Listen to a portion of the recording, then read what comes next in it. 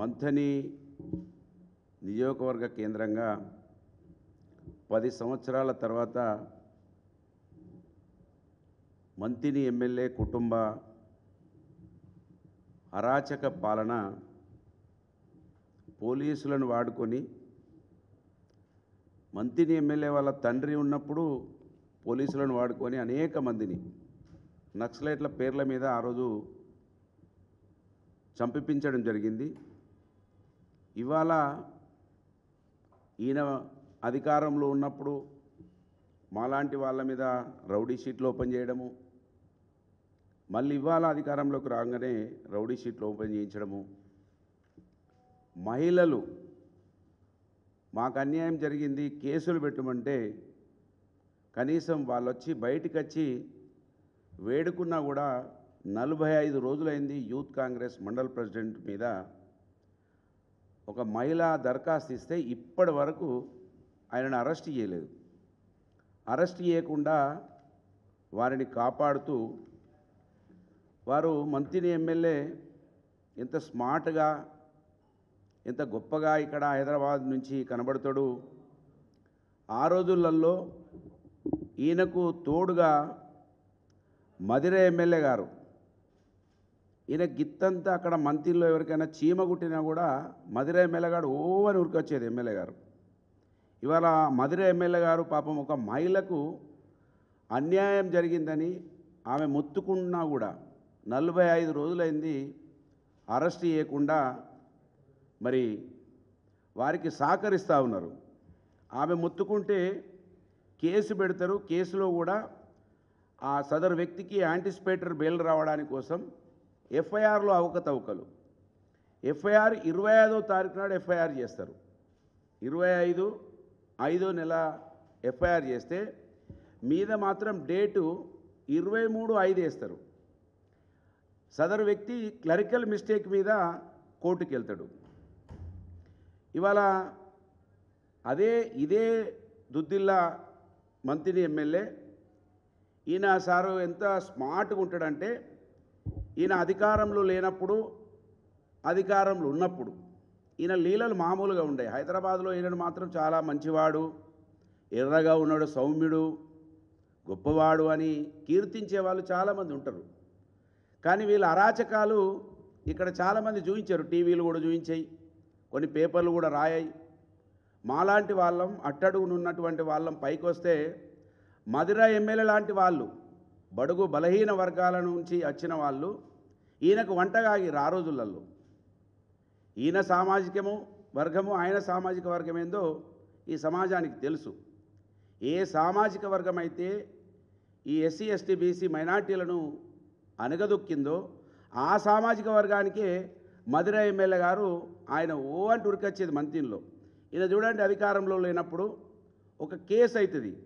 ఆ కేసు కూడా మంథని ముత్తారం మండలం పెద్దపల్లి జిల్లా ఆ గ్రామానికి సంబంధించిన సర్పంచు మహాముత్తారం మండలం మీనాజిపేట దగ్గర ఉన్నటువంటి అక్కడికి భూపాలపల్లి జిల్లాకి వెళ్తే అక్కడ ఘర్షణ అవుతుంది. ఆ ఘర్షణ అయితే గొడవ అయితే అక్కడ ఆల్రెడీ కేసు పెడతాడు. ఆ కేసులో కూడా నేను క్యాండిడేట్ను, నేను ప్రచారంలో ఉంటా, నా మీద కూడా ఎఫ్ఐఆర్ చేపిస్తాడు. ఇదే ఎమ్మెల్యే నా మీద కూడా ఆ రోజు ఎఫ్ఐఆర్ చేపిస్తాడు. నా పేరు కూడా ఇంక్లూడ్ చేపిస్తారు, నా పేరు మా అల్లుని పేరు. ఆ రోజు చూడండి ఎట్లా మాట్లాడిండో ఆయన. ఒక నిమిషం మీరు వినాలి దయచేసి, ఎందుకంటే ఈయన చాలా ప్రమాదకరమైనటువంటి వ్యక్తి. ఈయన ఐస్ గడ్డతోటి చంపేస్తాడు. ఎక్కడ కూడా ఈయన ఆయుధం పట్టడు సుమా చేతిలో. ఈయన ఐస్ గడ్డతో చంపేటువంటి ఒక మహా మేధావిగా చలామణి అవుతున్నటువంటి వ్యక్తి. చూడండి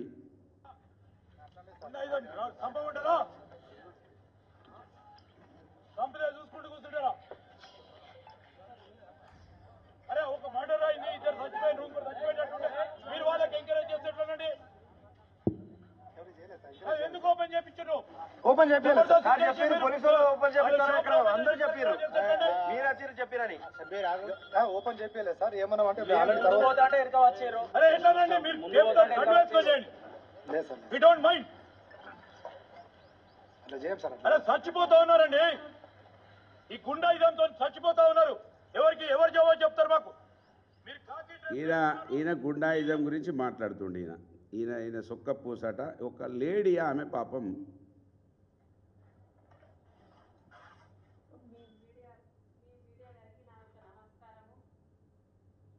చూడడం జరిగింది. నేను ఆ రోజున పరిగెత్తి అక్కడ దొరికితే నన్ను చంపే పరిస్థితి.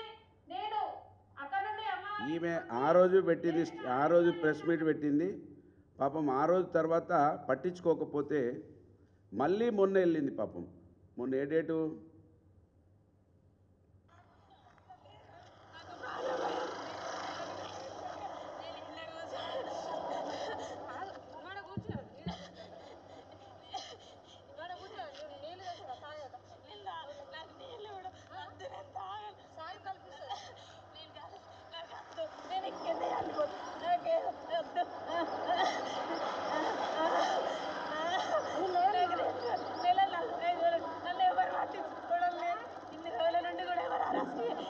నన్ను చంపుతారట స్ట్రీట్ బాబా ఆశిస్తే ఉన్నాయి అని చెప్పేసి వాళ్ళ ఫోన్ తీసుకొని వాళ్ళ చెల్లె లాయరట ఫైనల్ రాజు కూడా విన్నారు కదా, ఎమ్మెల్యే తమ్ముని పేరు తీసుకొని ఆమె మాట్లాడుతూ ఉన్నది.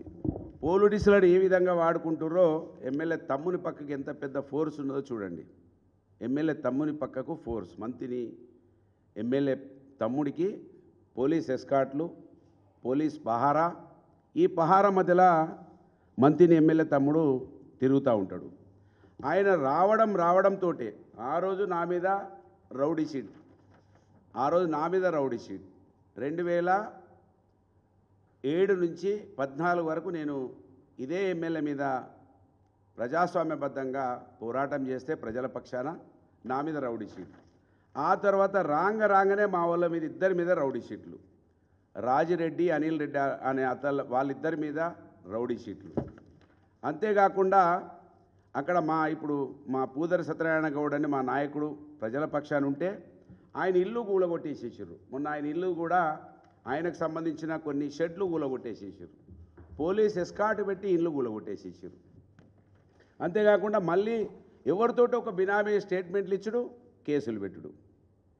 ఎవరైతే ఆడపిల్ల ఆమె పోయి నాకు కేసు పెట్టమంటే మాత్రం పెట్టరు. కానీ బీఆర్ఎస్ పార్టీ నాయకులు, బీఆర్ఎస్ పార్టీకి సంబంధించినటువంటి వ్యక్తులు వాళ్ళు ఎవరైనా ఉంటే ఒక లవ్ కేసులో పాపం ఒక అబ్బాయి లవ్ కేసులో వాళ్ళ తల్లిని కూడా జైలుకు పంపిస్తారు. వాళ్ళ తల్లి మా పార్టీలో ఉన్నదని, మా పార్టీలో మాకు అండగా ఉన్నదని లవ్ కేసు ఎవరైనా అబ్బాయి లవ్ చేసిన కేసులో తల్లిని జైలుకు పంపించిన చరిత్ర ఉందా? తల్లిని ఎప్పటి కేసు ఇది? ఆ అబ్బాయి అమ్మాయి 2020లో లవ్ చేసుకున్నటువంటి కేసు అప్పటిది తీసుకొని ఆ కేసును మొన్న జైలుకు పంపిస్తారు. అంటే ఏ విధంగా అరాచకాలు జరుగుతున్నాయో ఇవాళ మంత్రిని ఎమ్మెల్యే హైదరాబాద్ కేంద్రంగా చాలా సౌమ్యునిగా ఆ రోజు మాట్లాడండి కదా, రౌడీయిజం, గుండాయిజం. మరి అలా రౌడీయిజం లేదు, గుండాయిజం లేదు కదా. పాపం ఒక ఆడపిల్ల నన్ను బతికించండి, డబ్బులు తీసుకున్నాడు, వాడుకున్నాడు మీ యూత్ కాంగ్రెస్ నాయకుడని ఆమె పోలీస్ స్టేషన్ ముందర కూర్చొని విజ్ఞప్తి చేస్తున్నది, ఎమ్మెల్యే పేరు తీసుకుంటున్నది. అయినా కూడా పోలీసుల నుంచి స్పందన లేదు. కనుక ఇవాళ పోలీస్ డిపార్ట్మెంట్ ఈ తెలంగాణ రాష్ట్రంలో ఎవరికి పనిచేయాలి, ఎవరికి పనిచేస్తున్నది? పోలీస్ స్టేషన్కి వెళ్తే అసలు కనీసం బీఆర్ఎస్ పార్టీ అనే పేరుతో ఎవరైనా కనబడితే వాళ్ళకి ఎంట్రన్స్ కూడా లేదు, దరఖాస్తులు కూడా తీసుకుంటలేరు.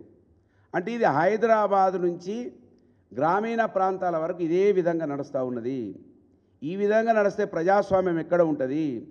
అధికారం రానప్పుడు గొప్పగా మాట్లాడిండు కదా మంత్రి ఎమ్మెల్యే, ఈ ఐసుగడ్డతో చంపించేటువంటి వ్యక్తి. ఈయన ఎక్కడ కనబడండి, చాలా స్మార్ట్గా, చాలా చాకచక్యంగా మాట్లాడేటప్పుడు కూడా చాకచక్యంగా, అది ఆ సబ్జెక్టే ఉండదు.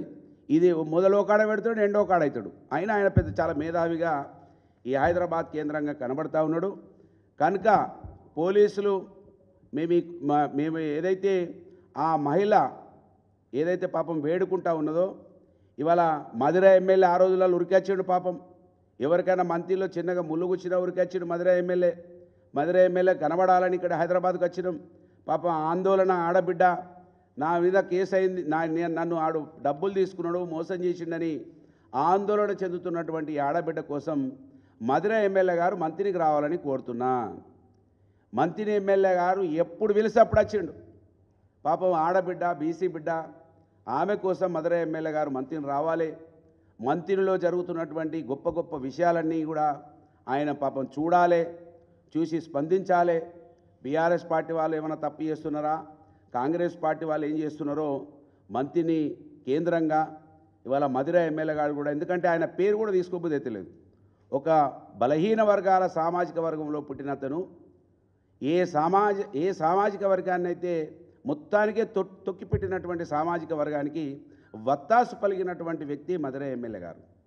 కనుక మాలాంటి వాళ్ళం, అట్టడుగులు ఉన్న వాళ్ళం పైకి వస్తే మా మీద అక్కసు కక్కించడానికి ఎవరైతే నిర్ణయం తీసుకున్నారో ఆయనకు వంటగా ఆగినటువంటి వ్యక్తి మధుర ఎమ్మెల్యే గారు.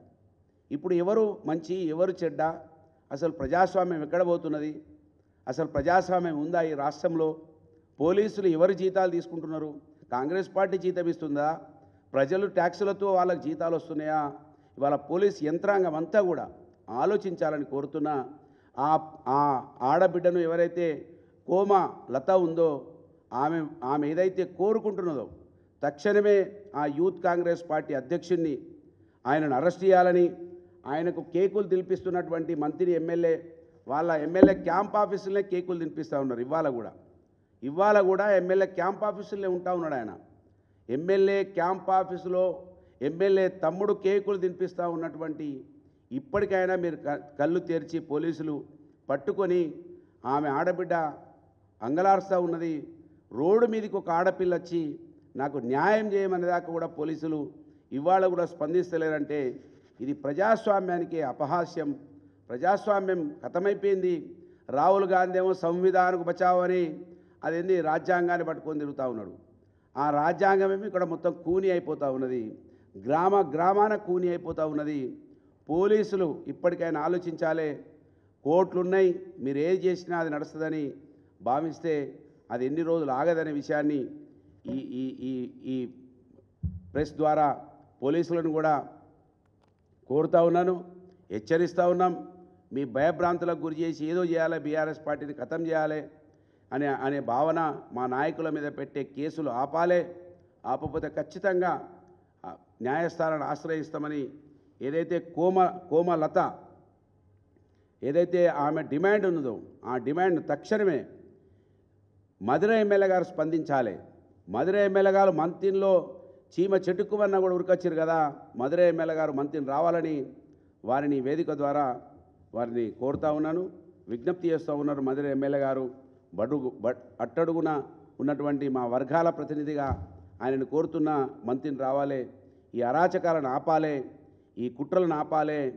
ఐసుగడ్డతో చంపేటువంటి వ్యక్తుల వెంబడి ఇప్పటికైనా ఆయన వంటగాగద్దని మధుర ఎమ్మెల్యే గారికి విజ్ఞప్తి చేస్తున్నా, వేడుకుంటున్నా. ఈ మంత్రి ఎమ్మెల్యే ఇది ఆషామాషి కుటుంబం కాదు. తండ్రి కాడి నుంచి ఇప్పటి వరకు ఏదో రకంగా అనేక మందిని అక్కడ చిత్రహింసలకు గురి చేయడము, నా రోజులలో నక్సలైట్ల పేర్ల మీద చంపేయడము, ఇవాళ రౌడీల పేర్ల మీద ఈ సమాజానికి దూరం చేయడము, మాలాంటి అట్టడుగునున్నటువంటి వాళ్ళం వస్తే ఏదో ఒక అపవాదేసి వాళ్ళను ఈ సమాజానికి దూరం చేసి వాళ్ళు రాజ్యమేలడానికి, రాజ్యమే పరమావధిగా ఎవ్వరు ఎదగద్దు, మేము మాత్రమే ఈ మంత్రి నియోజకవర్గానికి రాజులమనే వ్యవహారం చేస్తూ ఉన్నటువంటి విషయాన్ని సమాజం అంతా కూడా గమనించాలి. దీన్ని దృష్టిలో పెట్టుకోవాలని విజ్ఞప్తి చేస్తూ ఉన్నాను. ధన్యవాదాలు. జై తెలంగాణ.